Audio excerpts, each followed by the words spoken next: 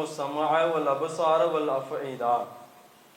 அவன்தான் உங்களுக்கு செவிப்புலனையும் பார்வையையும் உள்ளங்களையும் உங்களுக்கு வழங்கினான். கலீலம்மா தஷ்குருன், நீங்கள் குறைவாகவே நன்றி செலுத்துகிறீர்கள் என்று அல்லாஹ் திருமறை குர்ஆனிலே எடுத்துரைப்பதை பார்க்கிறோம்.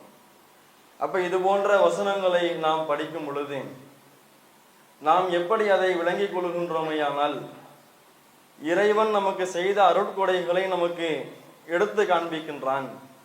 அந்த அருட்கொடைகளை, அந்த இறைவனுடைய படைப்பை நாம் சிந்தித்து பார்த்து அது எவ்வாறு நமக்கு பயனளிக்கிறது என்பதையெல்லாம் நாம் அறிந்து கொண்டு அல்லாஹுவிற்கு நாம் நன்றி செலுத்த வேண்டும் என்ற விதத்தில் இந்த வசனத்தை நாம் அணுகுகிறோம்.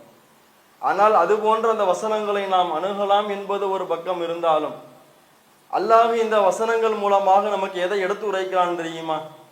இந்த உலகத்தில் உங்களை படைத்து உங்களுக்கு நான் செவியை தந்திருக்கின்றேன் என்று சொன்னால், எதற்காக அந்த செவி புலனை உங்களுக்கு நான் தந்திருக்கின்றேன்? இந்த உலகத்தில் நீங்கள் வாழும் பொழுது என்னுடைய மார்க்கத்தின் அடிப்படையில் உங்களுக்கு அறிவுரை சொல்லப்படும். அந்த அறிவுரையை நீங்கள் செவியேற்க வேண்டும். அதை செவியேற்றதோடு மட்டும் நின்று விடாமல் அதை உள்ளத்தில் ஏந்தி அதை சிந்தித்து உங்களுடைய வாழ்க்கையில் நீங்கள் நடைமுறைப்படுத்துவதன் மூலமாக மறுமையில் நீங்கள் வெற்றி அடைய வேண்டும் என்பதையும் தான் அல்லாஹ் இந்த வசனத்தில் எடுத்துரைக்கிறார்.